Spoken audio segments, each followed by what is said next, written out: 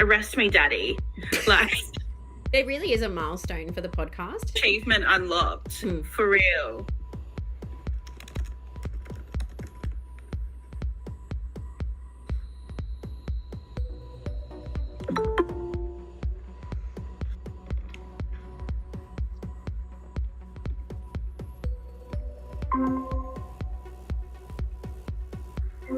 So what the fuck did he think was going to happen? Stop making content for us. As per usual. This man's a fucking clown. He's a clown. Yeah, I mean, he doesn't disappoint. Let's just have a little fun. Let's just enjoy ourselves. Let's just riff on this update. Let's jam. This podcast was created on the lands of the Gumbaynggirr and Wurundjeri peoples. We pay our respects to elders past and present. Always was, always will be. We wanted to give you a heads up that this podcast discusses themes such as domestic violence, coercive control, sexual abuse, and child abuse. Any similarity to Nicholas Firefly of Queensland, Australia, is due to the fact that this podcast is about him. We have reached out to Nicholas to give him the opportunity to come on the podcast and tell his side of the story. However, he declined our offer. The views shared in this podcast are our opinions and interpretations of events, not statements of fact. Descriptions of behaviours and characteristics refer to observed patterns and dynamics, not diagnoses or criminal allegations. We created this podcast because we found ourselves in the unusual position of needing to warn women about a man whose MO is extraordinary.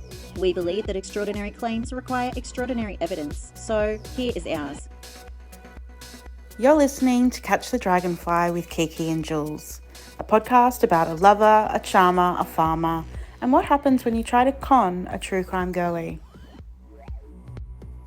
Hello, welcome to this very special episode of Catch the Dragonfly. I'm Kiki. And I'm Jules. This is a special update to tell you about some current developments in the Dragonfly case. I was enjoying what I thought was the highlight of my day yesterday, which was a burrito, when I decided, yes, I will answer a call from a private number. On the line, it was an officer from Dunwich Police Station on North Stradbroke Island calling me in regards to a police report that had been filed against me by Dragonfly. Hilarious. How did he even begin? He was actually great, I've got to say, the whole time. He was very professional and got to the point, told me that there'd been a police report filed against me and by whom. And my response was, wow, let's hear it, which prompted him then to ask me what my history with Dragonfly was. So I gave him the rundown that Dragonfly was at my place conning me for 5 months and abusing me in other ways, that I found out that he was a con artist and a severe DV perpetrator. So the police gave him a ride away from my place, and I then went on to warn his wife, his ex-girlfriend, who he was desperately trying to get back with, and told the officer that you and I had warned other people since who he was conning. Yeah, I have to say I'm a bit disappointed that I wasn't complained about, but here we are. The officer did say that Dragonfly had mentioned a podcast, but I feel like maybe he hasn't found it or doesn't want to seek it out, because he seems to only be having a problem with me, but who knows, that could be for a myriad of reasons. I also think he would have focused a lot more on the podcast in his police report if he would have heard it, or that the podcast would have deterred him from going to the police because he would have been reminded. He already knew that I have evidence of everything he's done to me and a lot of evidence about what he's done to other people. I mean, this is tricky. This is really a tricky area to go into. We're trying to go into the mind of the Dragonfly, which is a swamp, really. He's got swamp head. It's really crazy that he's done this. It felt like he's just handing himself over, going like, look into me. Hi, I'm over here. You possibly think that he would do this, the police officer would follow it up with you, and you wouldn't then counter that with the truth. Yeah. What kind of conversation did he think was going to happen? What did he think I was going to say to the officer? Oh, arrest me, daddy. Arrest me, daddy. Let's actually explain what the police report about me contained. The complaint is that I stole Dragonfly's phone, and now I'm systematically going through his contacts and alerting everyone in his network. Oh, sorry, not alerting, that I'm defaming him to everyone in his network. So I was able to assure the officer that it's actually my phone. Fucking scrub. That I have alerted people that he's conning, that he is a con artist and a DV perp. And also I've made a podcast about it. And if any of that's a problem, you're going to have to come and arrest me because I won't be stopping. This officer is fantastic. He certainly didn't try to silence me. At no time did I feel judged, victim blamed. And, you know, I told him some humiliating stuff about myself. So... Oh, that you fell in love with the Dragonfly, it is humiliating. Yeah. It really is. Yeah. It's embarrassing. Yeah. Yeah, I don't know what the Dragonfly thought was going to happen. Perhaps that the police would come and just come down from a couple of helicopters and raid me for being a phone thief, chuck me in the slammer. Bad girl. Perhaps that I would just confess my crimes on the phone and promise to stop being a naughty phone thief stalker. I'm not sure. He also put in the report that I was an abusive partner to him, which, wow. I used all of my kitty gloves and patience with that man at all times, so I'm not too sure about that. It's It seems to be a case once again of telling men what they've done is something that they code as abuse.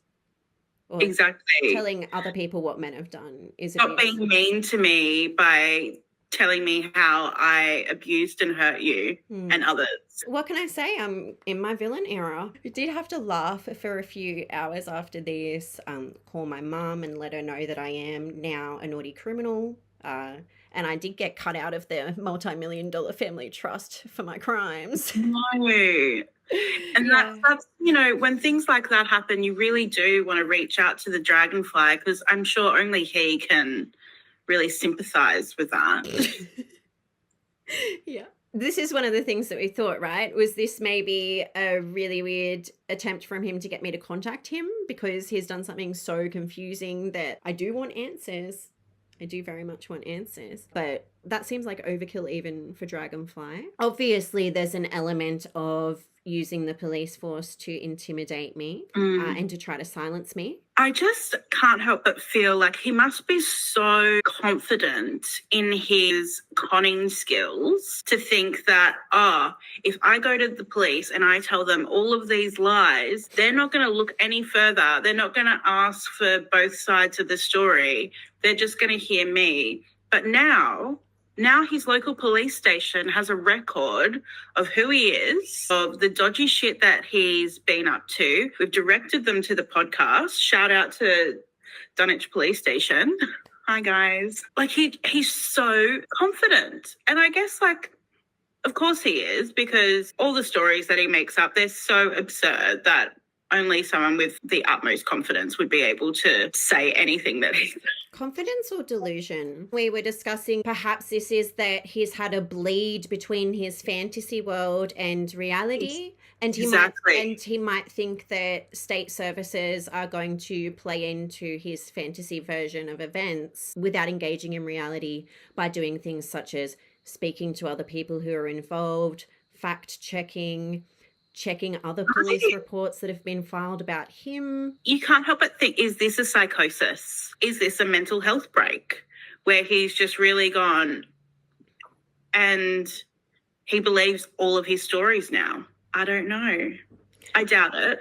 It was great to get clarification on his location, as we had a concerned member of the community reach out to us saying that they'd seen him post a singles ad in Nambour. We're not the only people who are concerned about Dragonfly and about him being on the prowl and on the hunt for other victims. There is talk about him online in other spaces. On occasion, PSAs of Dragonfly have been linked to our podcast. And in this instance, that's what happened. She remembered his photo because her and her friend had been laughing at how ugly he was in his singles ad. And that's how the link was made. Well, it's true. We are just reporting the facts here. Yeah. I mean, they were also laughing because They thought he just looked like a scrubbo. We did see a comment saying you don't need to worry about us falling into that trap. Which, yeah, good. So he recently went to a police station on North Stradbroke Island. So it seems that he is still based on North Stradbroke Island. We do know that he would frequent Brisbane as well, looking for victims. He'll be in the Cleveland area because that's where the ferry gets in. Anywhere surrounding there is worth being alert, being aware of him. We have some theories on what's happened. There's the mental break. Bleeding of his fantasy and reality. Grandiosity of thinking that he's just that believable. It could just be that he's started believing his own bullshit. But something that came to my mind last night after this had started to settle and I started to process, I started thinking about my own interactions with Dragonfly. He had me terrified, our whole relationship, that his ex-partner was going to come for me, insofar as he told me that I needed to have a knife within reach when I was sleeping in case she snuck in and he didn't wake up and hear her. He really had me believing that my safety depended on him. He would say things like, I would never hurt a woman, but I'll do whatever I have to do to protect you. I need you to know that. From someone who I thought was incredibly dangerous. And he told me that she had violently attacked him on numerous occasions and that he'd gone to the police, had photos taken and filed reports, but not pressing charges because it's some other of his children. When he was coercing me into doing a lot of driving over my pain and fatigue threshold for him, he was telling me that I needed to do that because his children were in danger from her. And there were numerous times where I said to him, I think you need to file another police report, including about the apparent stolen car, which it's been clarified belonged to his ex-wife before she even met him. And so I started to think, now that would actually make sense. For a reason for him to go to the police is if he's trying to prove a story to someone. Trying to bolster his story by going, yeah, and see. It could very well be that he has a new victim, that he's telling stories about an ex who's going to reach out. He does frame it as me being a stalker, despite me having him blocked and me not seeking out information about who he's dating, me being a stalker. I think it's that I couldn't get over the loss of the relationship and couldn't let go. And I want to break up any other relationship that he gets into in a if I can't have him, no one can kind of way. If he's giving this story to someone, and we all know that he makes his stories about his exes incredibly violent and that he's been a victim of a lot of abuse, he usually turns around situations where he's been the perpetrator and then describes those same situations back to his victim, with himself being the one who's being abused, which is particularly twisted. So you can imagine that, as I believe you might have said to him as well, you can imagine a new victim saying, you really need to file a police report about this person. I think that makes a lot more sense of a reason as why he might do this than him thinking it would be a good idea for the police to have a conversation with me. However, we do acknowledge that applying rationality when trying to imagine what he's thinking is not necessarily going to get us anywhere close to what's going on in his mind. I wish I was a fly on the wall at that police station. That would have been such a performance. Was he shaking like a leaf? Because I've seen that before where he's like shaking and retelling a story and it's just so horrific.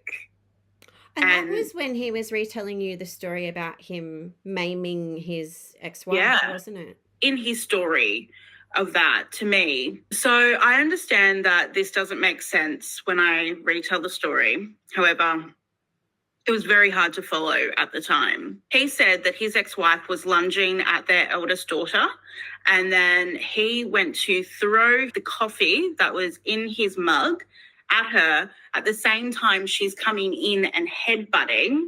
And so she headbutts the mug, and that's when it sliced up her face. And so I don't really know how all of this went together.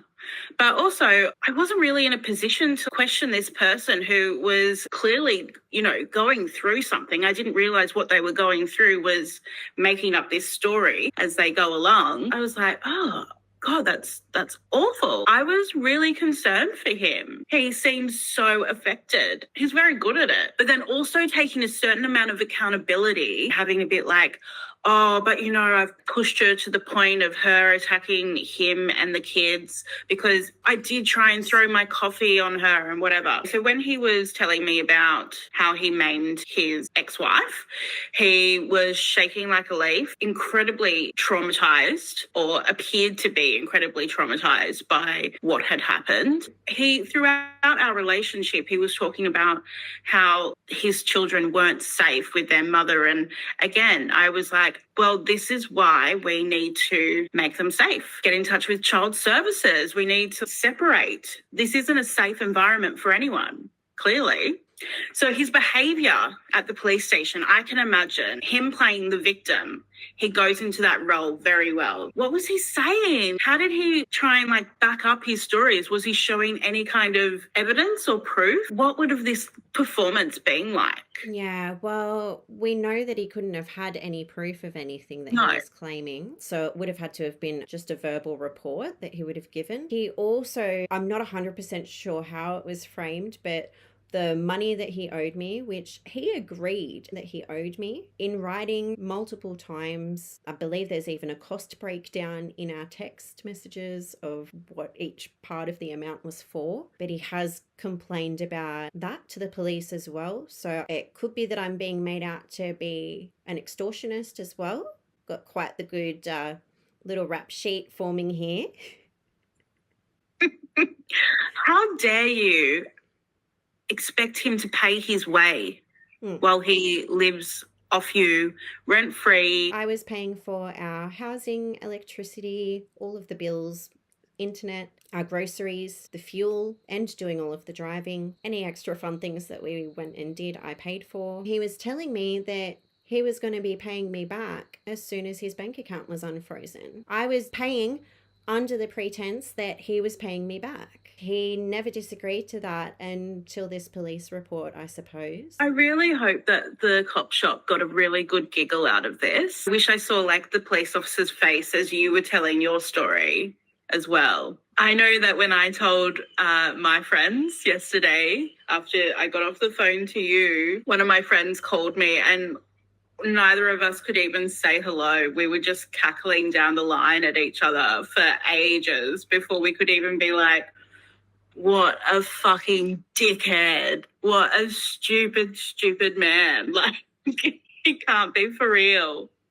Why would he do this? Why would he want me to talk to the police? It's so dumb. I think this can only be for the payoff of conning someone. It's the only thing that I can imagine would make it worth the risk of me talking to the police. Did he think they were just going to put me in the slammer without asking any questions? Or even that you, knowing the person that you are, would back down from a police officer saying, we've heard that you're doing these things that you're clearly not doing. That's not going to happen. You're not going to be like, oh, sorry, officer. Sure, I'll stop. I'll never do it again. Yeah. But I will. Again and again. For as long as it takes. He knew when he met me that I'm a whistleblower. He knows that I see an injustice and I'm going to follow it through. The whistleblowing that I was doing was dealing with safety. It was about people's safety. He knows that that's not something I'll back down on either. I don't know why he met me and thought, yeah, I'll try it out here. It absolutely baffles me. I told him during that time that I had outed a con artist. Why didn't you just cut and run, buddy? Confident. He's so confident. It's interesting, isn't it? The partners he chooses, they're not the people that are going to, once they find out who he is, are going to accept that. None of us are going to be like, oh, you're truly awful. I still love you, though. What kind of person would it take to know the truth about him, who he is, what he's done, how he treats people, and just allow that to go on? I can completely understand being so traumatized from this that you're having nothing to do with it, Don't get Yeah. me wrong, but what I'm referring to is apathy about or acceptance of that behavior. Yeah. What kind of person would view it that it's not a big deal? He loves a yes man or a yes woman. It's just really hard to find someone who can be that person for him long term, and just about impossible to find someone who will be that person for him once they actually know who he is and what he's done. It really takes a special kind of person to do that. I've already put out a thank you to Dragonfly for giving me a PhD. One of the fictional Jules characters that he has, his therapist, Jules, has a PhD, which is really lovely of him to give that to me. But I think he's really gone above and beyond in doing this for us. You and I have really been hoping to get podcast listeners on the island, on North Stradbroke Island in Jeraba. We're out here following Straddie businesses on Instagram, just hoping for a little interaction with the community. It really is an unbelievable development that not only is the podcast potential first island watch from within the police station, but that it's because of Dragonfly going and essentially dobbing himself in. I know. I getting my head around the fact that he has done this to himself yet again. And, you know, I said this in the last episode as well. His stories are his undoing. You know, it's always he takes it that bit too far and then just shits the bed, you know? I really think maybe we should send Dunwich Police Station some of our merch so they can give it out on their, like, Island RBT stops. Why not? Who wouldn't want a sticker about it? He occasionally tries to emulate a chia pet, I think. These hair colours. Oh, I thought you meant like by growing, sprouting things. Oh, yeah, he does sprout, actually. Have I ever told you? Oh, my God, this is so disgusting. I'm pretty sure I still have the picture, so we can put it up. It doesn't actually give away who he is. He was like, I think there's something in my ear. And I had a look in his ear, and he was growing, like, he was sprouting, like, you know, like potatoes sprout. I'm not kidding. There was like, it looked like the like warts that come off potatoes in his ear. And he's like, can you just like get it out? And I'm like, I'm not fucking touching that. Like, that needs surgery. It was disgusting. He's a potato. Was it a sprout or? It was like a sprout. It looked like a potato sprout. Well, it didn't have a stalk. It wasn't green. I'm telling you. He is sprouting. I was just like, oh, dude. Go to the doctor. How is that not obstructing your hearing? Wasn't good. I'm sending it through to you right now. There it is. Disgusting. Oh. Right? What is that? Zoom in. I've enhanced. Exactly. Do you see what I mean? He's a potato. He's Mr. Potato Head, and he's been in the cupboard for too long. And we can verify this claim, Dragonfly, so if you're going to complain to your fake lawyer about this, don't bother. Is this when you dumped him? No. Unfortunately, no, it's not. And this is what I mean. Like, usually things like that, I would be like, fuck no, I'm out. Between that and his awful gas that just goes on and on and on like it's a constant gas symphony. He gassed out his dog in our bed one night so bad she had to barricade herself on the other side of me. And then he tried to blame her the next day saying, oh, I think Elf was farting all night in bed. And I was like, no, babe, like that was you. It was really fucking bad. You can't blame the dog when the fart's bigger than the dog. Exactly. Like, this dog is about this big. But this is why I was like, I must really love this person because they're so repulsive. Everything they do is so repulsive. They're literally sprouting like a potato, and yet here I am showing up for them. Love makes you do silly ththings. I think he farted in front of me once. I told him to fart on the air filter to see if it would affect the air quality. Because it tells you the air quality. He's probably like, I've been waiting for this. He's probably added that to his resume now, like air quality consultant, Oh, scientist, totally. air quality head laboratory researcher. Well, my flatmate and the guy that she was seeing at the time, they used to send farts to each other through Messenger or something like that. And he was like, that's repulsive. I can't believe that. Where's the romance? And in my head, I'm just going, but you just fart. Like, you're not even trying to be funny. You just fart. You also leave shit in the toilet. Like, I'm just telling my truth. I know. I'm so sorry for laughing. I'm so sorry. I actually really feel for you, but like, it's just so. Hey, that's How- okay. How is this guy real? I know. And he has like more time with partners than not. None of this maths does it. It's like, how does this add up? Well, it's the manipulation, isn't it? Because he uses the love bombing, the oxytocin, the cycle of abuse, gets you addicted to the repair stage after he abuses you and harms you.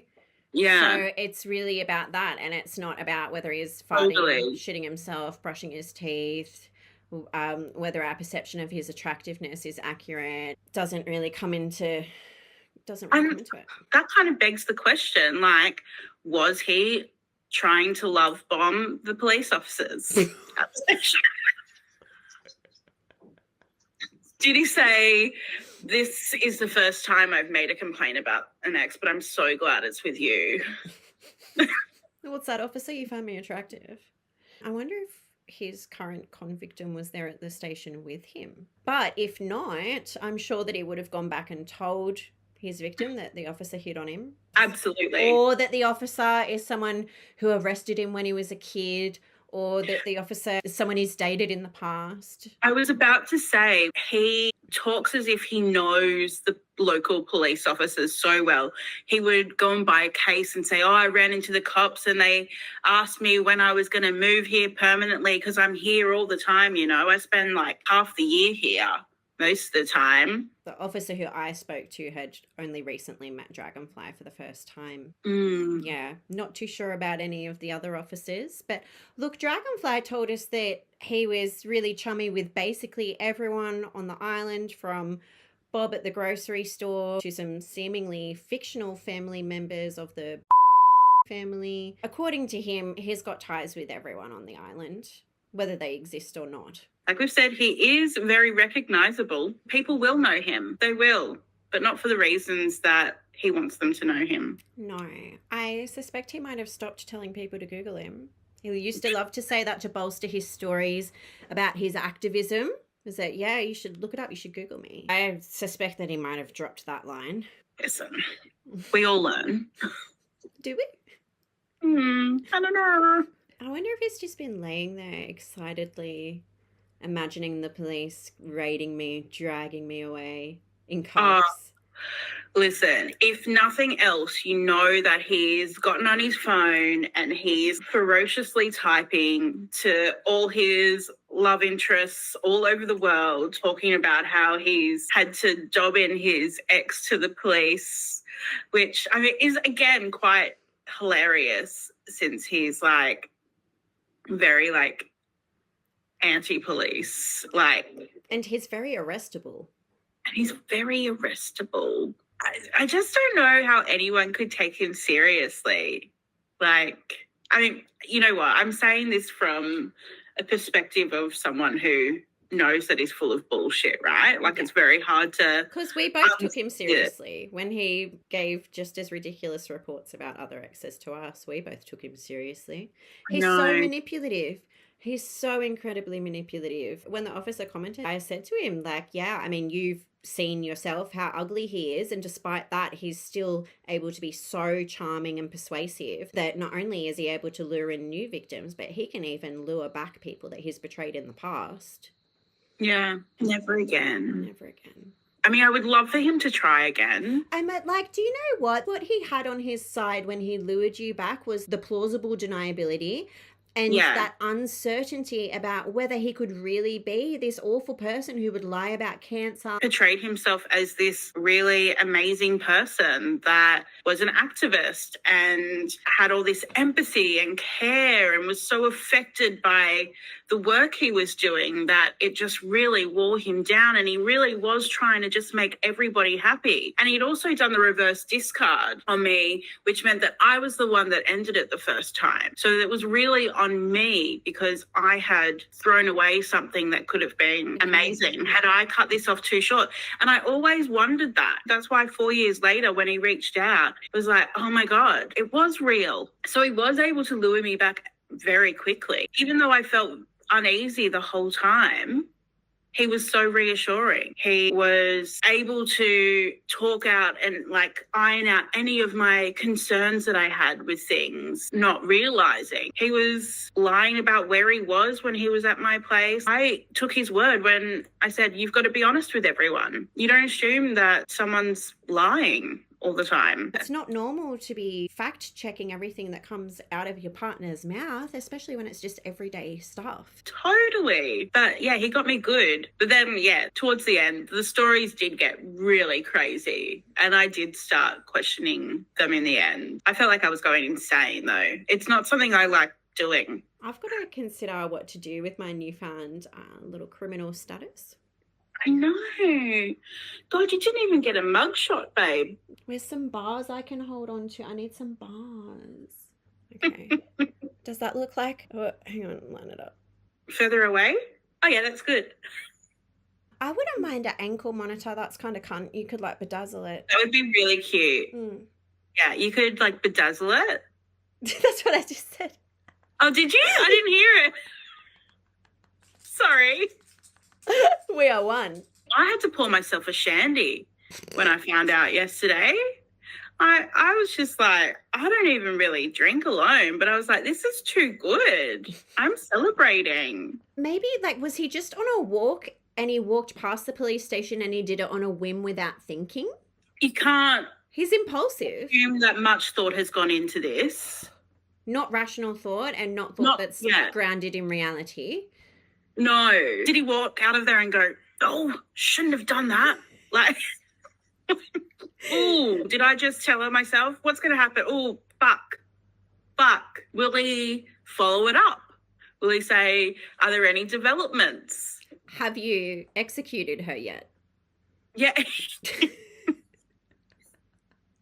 I'm really going to need that to, you know. Am I going to have to show up in court because I'm real scared? I just think it's really quite telling as well, the fact that when we have shared with our friends about the police report, rather than any of them get concerned about, oh no, there's been a report filed against you, everyone is just cackling. Like, they're just like, what a stupid fucking loser. My friend sent, sucked in dickhead, keep up the good work, what a little bitch. I think I mostly just have voice messages of people laughing. My neighbour, her response was, he wants to be careful going to the police. He might actually tell on himself. Most of my messages from yesterday are just still from about how ugly he is. Yeah, well, I mean, it's very hard to get past that. I got asked if he'd had a reverse facelift.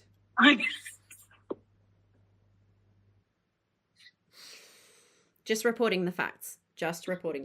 He did have some good angles, I suppose, but really it's about spending time with him or talking to him that makes him attractive. I know my best friend, when she met him, she was like, I was really confused by your infatuation with him. I was really confused by that. It's like, really? Oh. And now I am too. Well, I'm not. I know exactly what happened, but it's so much ugly. He'd sent me some photos that I thought were really attractive, but then he'd sent me others where I just couldn't believe he would have sent that photo. Yeah. Oh, he sent me some really ugly photos, though, like, once he had me under his spell. Some of the shit he sent me, I was like, that's so ugly. That's not even for the dog. My dog wouldn't eat that pie. No. He was literally sprouting. When I finally told them about my theory that Dragonfly must just be conning a new victim, they said, oh, I'm glad you got to the part where he's fucking delusional, amongst all of the other theories. Well, it's the only one that makes sense is him trying to bolster his story. Like, I don't see him being alone. B, I don't see him just doing this as something to do by himself. He needs an audience for this. It's not all shits and giggles. There is also, a concern he's using the police to try to intimidate and silence me. Probably the both of us. It seems like he might not realise that you're involved. So he's updated a social media status that I saw. It had the message, "Your biggest mistake was reminding me you exist." Now, that could be to anyone. However, given the circumstances and situation and things that have evolved over the last 5 weeks, I couldn't help but think that it was probably directed at you. Unless he knows about the podcast, which he may or may not, but I don't think he does know about the podcast. Well, he mentioned something about a podcast to the police. I didn't hear anything that indicated that he'd watched a podcast or that he knew the name of it. It was just that he might have mentioned it. And, I've said to him in the past, I will only be contacting you for an interview for a podcast about you. And he said at the time, well, at least that's a way that you'll talk to me. Could be possible that someone's seen a PSA with a mention of a podcast and alerted him about it. He might have heard about it secondhand. While we're listing the threats, I was going to mention it. He's recently been making threats that he'll perform acts of financial abuse against me again, and threatening to make false reports about me in an attempt to leave me moneyless, which is just foul. The level of financial abuse that we're talking with the false claims that he's threatening to make is just, it would be life destroying for me if he were able to successfully do that. Of course, he wouldn't be able to because they're false allegations, but not to mention the fact that last year, before I completely cut off contact with him, right before that actually, he was making veiled threats that he was going to harm me and was refusing to rule out harming me, saying, "You're safe because I love you." I said, okay, but you're not going to love me forever, and I want to know that I'm safe from you regardless. His response was just, "Don't worry, I'll love you forever." Well, I don't think he loves me anymore. Never had that veiled threat cleared up. It's not just they're trying to use the police against me. It's not just trying to send me bankrupt. It's also that he's very cleverly made veiled threats against my physical safety as well. Thankfully, I do now have a very robust security system.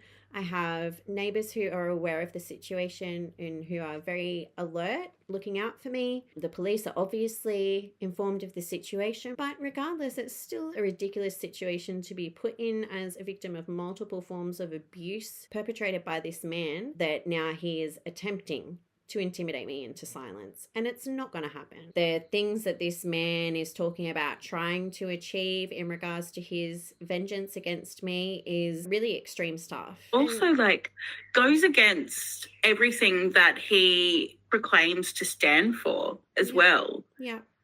And it's all in an attempt to silence his victim and to make sure that his future victims don't get a chance at being warned and a chance to make their own informed consent about whether they wish to be in a relationship with him, which I maintain it's not a relationship, it's a con.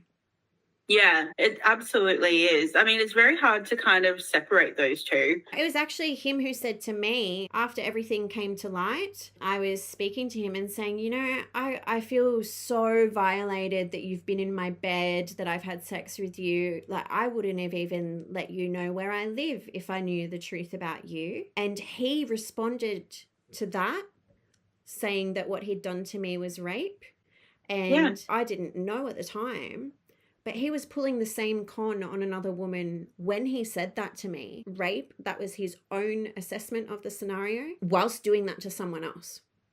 Well, that's it. It's like, it's horrifying. It all comes down to consent and what you're consenting to.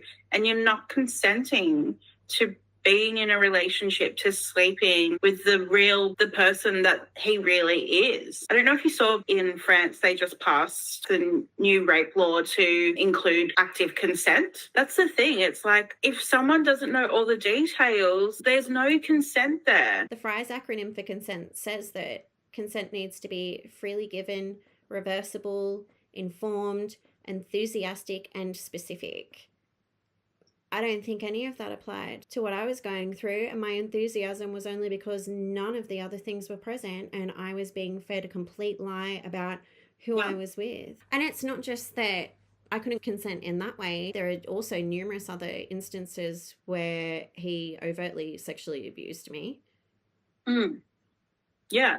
I think that the majority of the people that he's been with would feel exactly the same way. You know, we've talked to other victims that also have said, if I had known who this person was, there is no way in hell the relationship would have progressed. And by progress, I mean having sex, but also like actually moving into a relationship. Like none of that would have happened. Falling in love with this person. They're not real. They don't exist. And I think that's where I really struggled with going in between having a relationship and being conned by this person. Is in my head, I'm like, oh, I was in a relationship with this person, because in all my heart, I absolutely was. But it really is a bit of a mind bender when you go, but this person doesn't exist. You can touch them, they're there, but who they say they are, like, that's not real. The other day when we were discussing, and I said to you, if there was an actor playing a role on a TV set and then they didn't drop the act and they went out in public and picked someone up as this character and developed a relationship with them based on a completely fictional life and storyline, I don't think many people would just call that a relationship. I think that would be called a con. And that's the level of reality that Dragonfly was dealing with, is an entire fabrication. Since we met and we've been sharing our story, like before the podcast, what we've realized is there are so many people out there that have experienced the same thing. Maybe not from Dragonfly, but everybody has either met a man that is not being who they say they are or know someone. And I'm not just saying they said that they live in this street, but they actually live in this street or whatever, like entire fabrications of people. Of their current context, current family situation, work situation, and of their history and life story, with a weaving in of many completely fictional characters, and then every character who does actually exist in real life has a completely fabricated story about them. It's so scary, which then like just goes, oh, fuck, who do you trust? Thanks so much for joining us for this update. It's been our absolute delight to let you all know what's going on currently with the Dragonfly saga. Stay tuned. We'll keep everyone updated. Yep, and we have a very special guest joining us for our episode next week. Very excited. It was a delight filming that episode. We can't wait to see you again soon. Ciao. At the time, I was still dealing with a lot of brain chemicals, and I did say to him at one point, like, you could have just told me you're a loser dropkick. I think you should put his ear sprout in the episode. I'm not doing that to our viewers. I want to keep our subscribers. I don't want to lose them for us abusing them. Put it on the B-sides. They've done nothing wrong. Stop giving us content. Stop being so roastable and stop creating content for us. I was wondering if this police report was his way of saying, not only do I approve of the episode, but I wish to contribute. Yeah, so he can put that on his CV. Producer. Look, I think if you're getting the police involved, you deserve executive producer credits. Yeah, listen, should we tag him? I could put a little credits reel at the end. Yeah. Thanks for listening to Catch the Dragonfly with Kiki and Jules. Every time you like and share this podcast, a horrible man shits his pants. Don't forget to subscribe to the podcast and follow us on Instagram, TikTok, and YouTube. If you or someone you know is affected by domestic or family violence, you can call 1-800-RESPECT for free, confidential domestic violence support. That's 1-800-737-732.